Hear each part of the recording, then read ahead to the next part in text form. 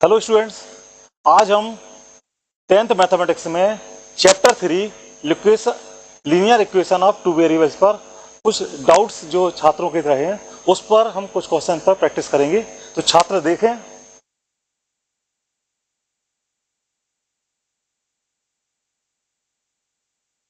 दो चर वाले रैखिक समीकरण, तो इसका व्यापक सूत्र क्या होता है बच्चों? ax plus B Y plus C equal 0। तो ये समीकरण सभी बच्चों ने देखा होगा। तो सबसे पहले हम देखते हैं कि दो चर, इसमें चर कौन कौन से हैं। चर चर मतलब होता है अज्ञात राशि। अज्ञात राशि जिसका मान हमको मालूम नहीं है। तो यहां पर कौन कौन से दो चर हैं? x और y। अचर, अचर यहां पर कौन कौन से हैं? ज्ञात राशि।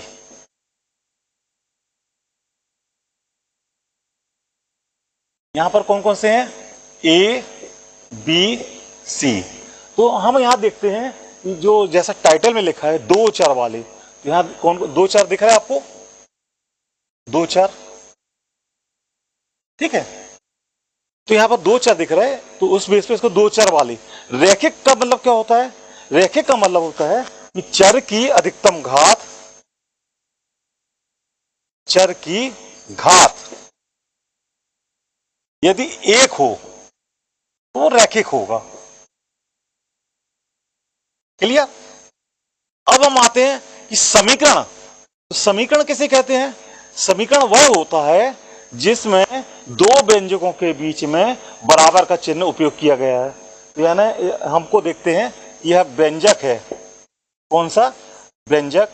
ये है एक्सप्रेशन।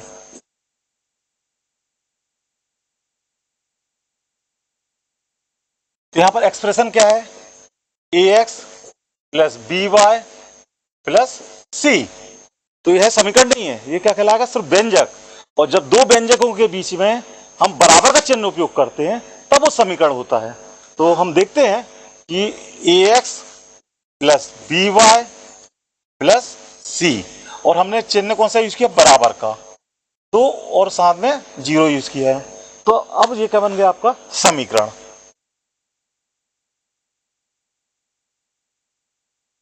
क्लियर? तो आपको जो चैप्टर का टाइटल है वो क्लियर हो गया होगा। दो चर वाले, यानी इसमें दो चर का उपयोग किया गया है, एक्स वाई। रैखिक यानी चर की घात एक है। समीकरण, इसमें बराबर का चिन्ह का उपयोग किया गया है। तो इस प्रकार से दो चर वाले रैखिक समीकरण का व्यापक सूत्र होता है A X plus B Y plus C बराबर 0, जिसमें ए बी सी जो हमको ज्ञात राशि है। जब आप क्वेश्चन करेंगे तो उसमें उनके संख्याएं, जो न्यूमेरिकल संख्या होती है, उनके मान लिखे रहेंगे। तो उस बेस पे अपन करेंगे, ठीक है। तो इसको याद रखिए कि दो चर वाले समीकरण का व्यापक सूत्र यह होता है। इस फॉर्म में हमको समीकरण देखने मिलेंगे।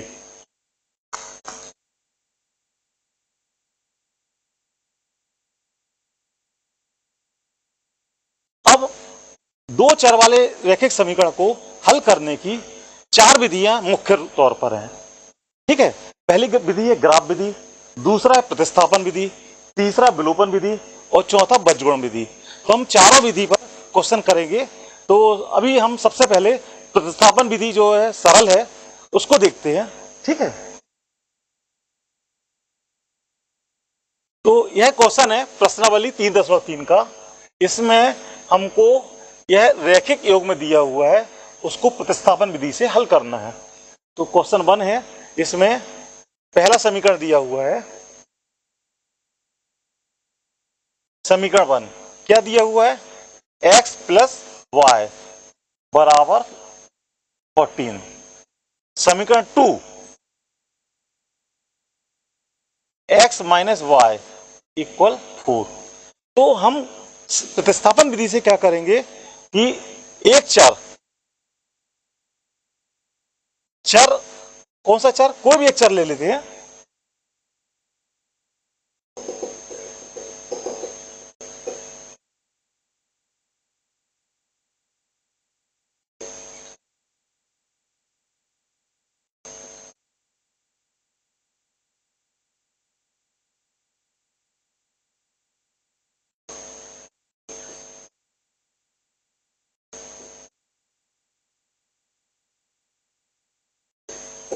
चर x का मान y के रूप में लिखने पर, तो आप लिखिए इसको समीकरण 1 से। किससे करेंगे हम? समीकरण 1 से, समीकरण 1 में। ठीक है, तो x बराबर आ जाएगा 14 माइनस y। हमने क्या किया समीकरण 1 में, y का पक्षांतर कर दिया किस तरफ? दाहिने तरफ। तो जब y जो दाहिने तरफ जाएगा तो वो ऋण y हो जाएगा। तो x बराबर कितना मिल गया? 14 माइनस y। अब हम इस x का मान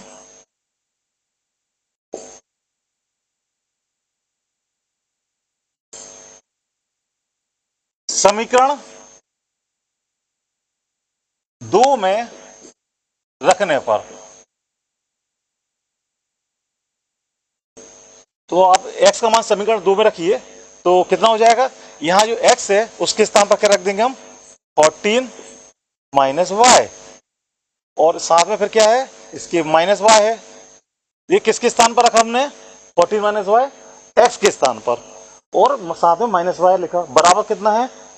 4। इसको हम थोड़ा सिंपल करेंगे तो यहां हो जाएगा 14 माइनस 2y इक्वल 4। अब हम देखते हैं कि 14 जो न्यूमेरिकल वैल्यू हैं उनको एक ही तरफ ले आते हैं, तो 4 को हम लेफ्ट में ले आएंगे तो माइनस 4 हो जाएगा, और माइनस 2y है उसको हम राइट में ले जाएंगे तो माइनस से वो क्या हो जाएगा? प्लस। तो हम देखते हैं कि 10 इक्वल 2y, तो इससे क्या निकलेगा? y इक्वल टू कितना हो जाएगा? 10/2, और 10/2 कितना होता है? 5। तो हम यहां से देखते हैं y इक्वल टू 5, ये y की वैल्यू हो गई। अब हमने यहां पर देखिए इसमें इसमें हम y का मान पुट कर देंगे, तो x बराबर कितना दिया हुआ है? 14 माइनस 5, सॉरी 14 माइनस 5 रख दिया तो कितना हो जाएगा जी? 9। तो आपका आंसर हो गया x इक्वल टू 9 और y इक्वल टू 5। ये आपके आंसर हो गए। क्लियर? सभी बच्चों को समझ में आ गया कि सवाल कैसे करते हैं ये वाला? ठीक है, अब हम अगले क्वेश्चन पर आते हैं।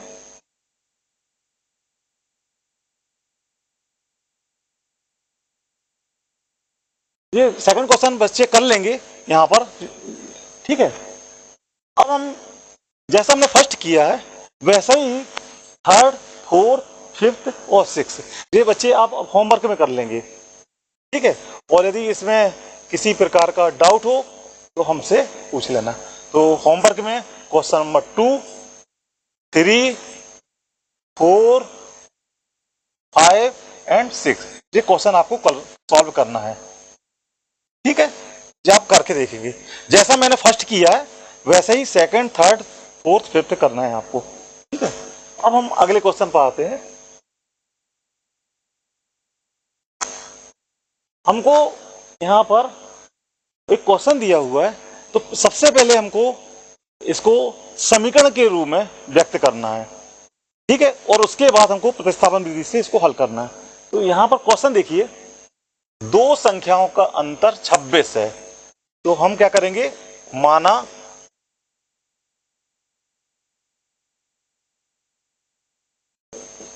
दो संख्याएं x तथा y है, तो दोनों संख्याओं का अंतर कितना है?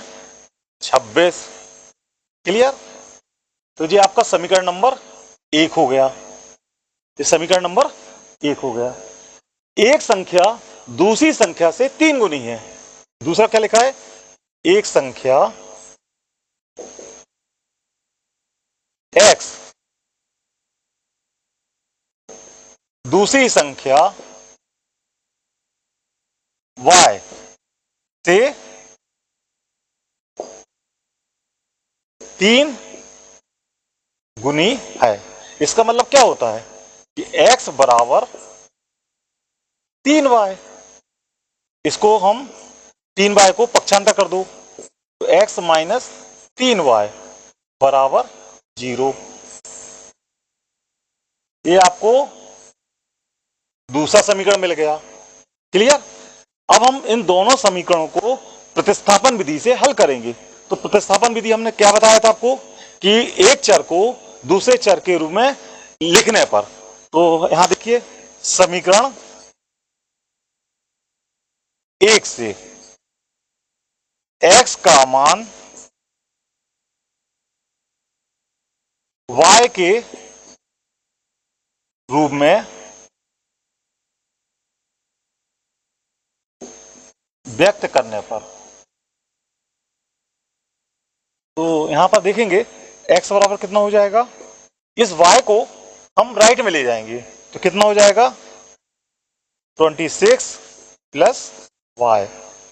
अब हम इस x का मान समीकरण नंबर 2 में रखेंगे, तो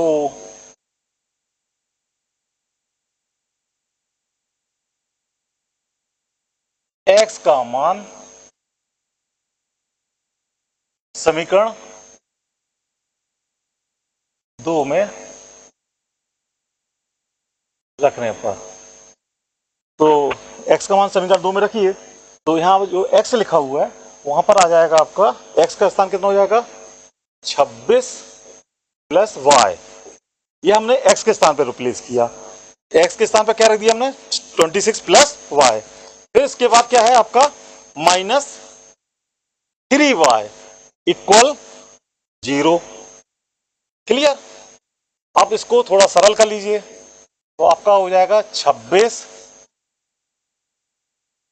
plus y minus 3y equal 0। ये कितना हो जाएगा आपका -2y इक्वल 0। तो 26 बराबर 2y, तो y बराबर कितना हो जाएगा 26/2, का मतलब 13। तो y का मान कितना हो गया 13। अब हम इस y का मान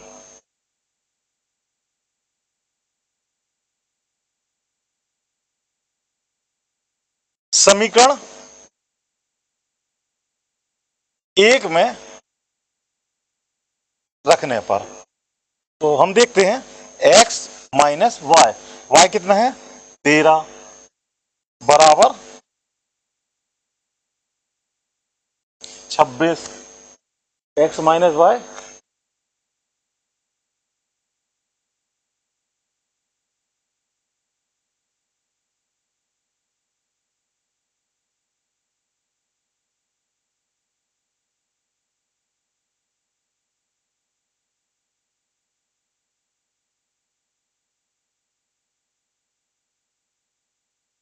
तो x बराबर कितना हो जाएगा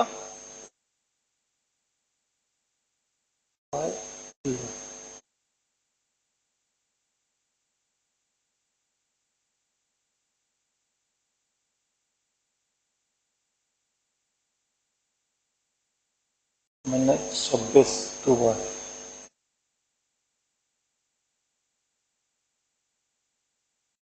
तो कितना हो जाएगा जी, यहां देखिए बच्चे 26 प्लस 13, तो x बराबर कितना हो गया, ये आज आपका हो जाएगा 39। क्लियर। तो आंसर में x बराबर 39 और y बराबर आपका 13, ये आंसर हो गया आपका। क्लियर। तो बच्चे समझ गए होंगे कि हम प्रतिस्थापन विधि का उपयोग कैसे करते हैं। ठीक है, अब हम अगले क्वेश्चन पर आते हैं।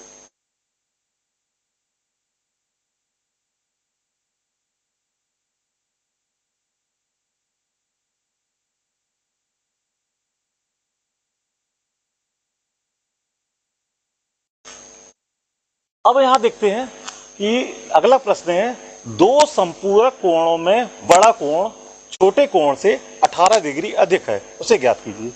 तो हम देखते हैं बड़ा कोण मान लेते हैं, बड़ा कोण कितना मान लेते हैं x, और छोटा कोण इसको क्या मानते हैं हम y। तो दोनों क्या है संपूरक है, संपूरक, दोनों कोण कैसे हैं? संपूरक है। इसका मतलब क्या होता है कि दोनों का योग 180 अंश होता है। ये संपूरक की परिभाषा है। दो कोण संपूरक कब होते हैं? जब दोनों का योग 180 अंश हो। तो यह आपको एक समीकरण मिल गया। क्लियर? अब हमको लिखा है कि बड़ा कोण छोटे कोण से 18 डिग्री अधिक है। तो बड़ा कोण क्या है? बड़ा कोण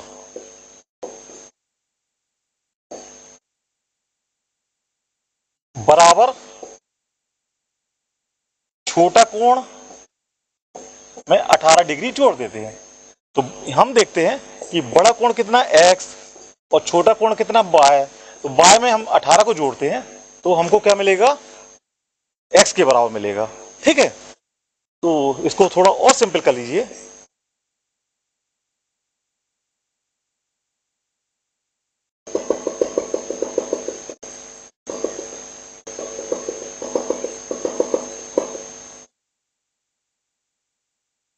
तो हम देखते हैं कि x माइनस वाई इक्वल 18।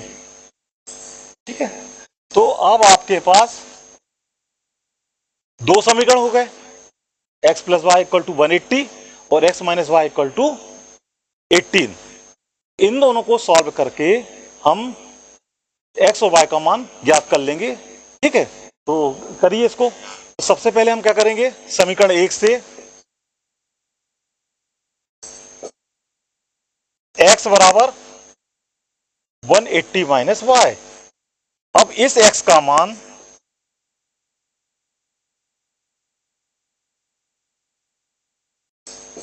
समीकरण 2 में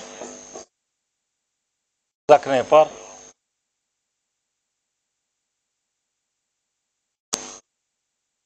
तो हम देखते हैं कि x के स्थान पर 180 माइनस वाई और साथ में कितना है? एक और y है, माइनस वाई इक्वल टू 18। तो यहां बचेगा 180 minus 2y equal to 18। 180 minus 18 equal 2y। कितना हो जाएगा यहां पर? 168 इक्वल 2y। तो y इक्वल टू कितना हो जाएगा? 168 अपॉन 2, 84। ठीक है, तो y की वैल्यू कितनी हो गई? 84। तो अब हम इस y का मान समीकरण 1 में रखते हैं।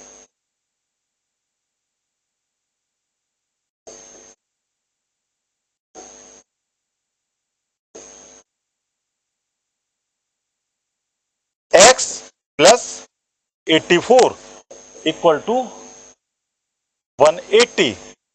This imply x equal to 180 minus 84 equal to 96। तो ये आपके आंसर हो गए। x की वैल्यू और y की वैल्यू आपको मिल गई। तो ये आपको इसका आंसर हो गया। ठीक है, तो अब हमने आप सभी बच्चों को 3-4 क्वेश्चन प्रतिस्थापन विधि से करके दिखा दिए। तो आप इसको ध्यान से देखेंगे और यदि कहीं कंफ्यूजन है तो इस वीडियो को आप बार बार देखिए और उसके साथ साथ आप लिख के प्रैक्टिस करिए। तो डेफिनेटली सभी बच्चों से प्रतिस्थापन विधि करते आसानी से बन जाएगा। कुछ क्वेश्चन इसी से रिलेटेड हैं, इनको बच्चे अपने घर में करके देखेंगे।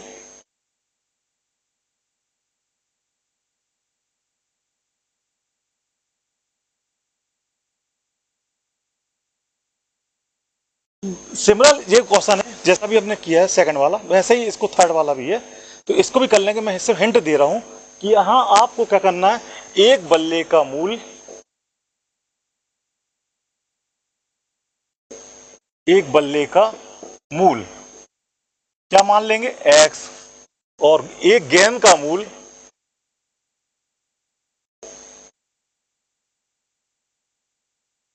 क्या मानेंगे? y। प्रश्न में क्या लिखा है? 7 बल्ले और 6 गेंद है। 7 बल्ले यानी 7x और 6 गेंद का मूल कितना हो जाएगा? 6y बराबर कितना? 3800। ये आपका पहला समीकरण हो गया। दूसरे समीकरण में क्या करेंगे, 3 बल्ले का मूल, 3 बल्ले का मूल है ना 3x और 5 गेन है ना 5y बराबर कितना 1750। ये आपका दूसरा समीकरण हो गया। और दोनों को आप प्रतिस्थापन विधि का उपयोग करके x और y का मान ज्ञात कर लेंगे। अभी हमने 3 सवाल किए ना, आपको इसी तरह से इसको भी बहुत आसानी से कर लेंगे। तो इसको सॉल्व कर लीजिए। अब हम अगला क्वेश्चन देखते हैं।